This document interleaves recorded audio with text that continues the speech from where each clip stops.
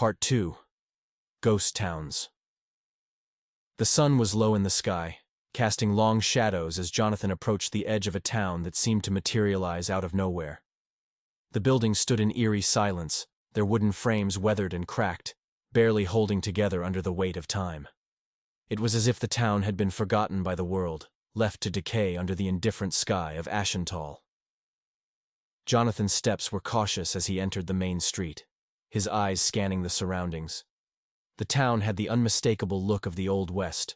Saloon doors creaked in the breeze, a faded sign swung precariously from a rusty nail, and the remnants of a general store stood half-collapsed at the far end of the street.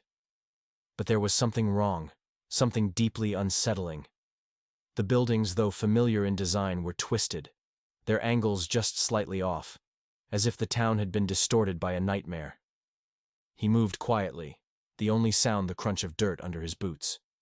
His hand rested on the handle of his revolver, a habit he couldn't shake even in this lifeless place. As he passed by a broken window, he glanced inside. The interior was dark, filled with overturned chairs and scattered papers, as though a great wind had swept through, leaving chaos in its wake. Jonathan entered the nearest building, the saloon. The doors swung back and forth behind him, the creaking sound echoing in the stillness. Inside, the place was a mess. Broken bottles littered the floor, tables were overturned, and a thick layer of dust covered everything. He bent down to pick up a shattered glass, the edges worn smooth by time. Something about the place made his skin crawl, an unease that settled deep in his gut. As he explored further, he found more signs of life abruptly interrupted. Plates with long-spoiled food still on them. Chairs pulled back as if the people sitting in them had stood up and left in a hurry. It was as if the town had been abandoned in the middle of daily life, the inhabitants vanishing without a trace. Jonathan's attention was drawn to the walls, where strange symbols were etched into the wood. He traced one with his finger, the rough grooves biting into his skin. The symbols were unlike anything he had seen before, and as he looked closer, he noticed that they seemed to glow faintly in the dim light, as if imbued with some dark power. The air in the room grew colder, and a chill ran down Jonathan's spine. He turned, his eyes scanning the shadows that seemed to deepen with each passing moment.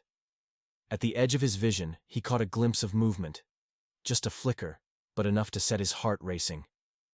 "Who's there?" he called out, his voice steady despite the rising fear. There was no answer, only the sound of the wind whispering through the cracks in the walls. But Jonathan knew he wasn't alone. He could feel it. The presence of something watching him.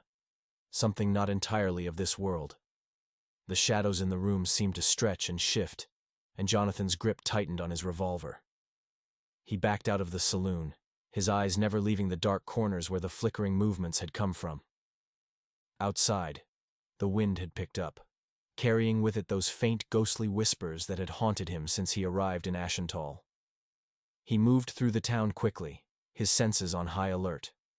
The feeling of being watched grew stronger with every step, and the air seemed to thicken, making it hard to breathe. The streets were deserted, but Jonathan couldn't shake the feeling that the town was not as empty as it appeared. As he reached the center of the town, the wind died down, leaving an oppressive silence in its wake. Jonathan stood still, his breath coming in shallow gasps. The temperature dropped suddenly, and he could see his breath forming mist in the air. Then, at the edge of his hearing, he caught it. A whisper, clear and distinct, though the words were unintelligible. Jonathan turned sharply, but there was nothing there. The whisper came again, closer this time, and Jonathan realized with a start that it was coming from within him, echoing through his mind. "Leave, before it's too late." The voice was faint, but the urgency in it was unmistakable. Jonathan took a step back, his heart pounding in his chest. The town was no longer just abandoned, it was haunted, and whatever spirits lingered here were warning him to go before something terrible happened. Without another thought, Jonathan turned and left the town, his pace quickening as the whispers grew louder in his ears. He didn't stop until the ghost town was far behind him, the cold grip of fear loosening as the whispers faded into the distance. But even as he left the town behind, Jonathan knew that Ashen'tall was a place where the past refused to stay buried. The remnants of the last harvest lingered here, and whatever had taken those people was still out there, waiting for its next victim. Love this? Like and subscribe for more.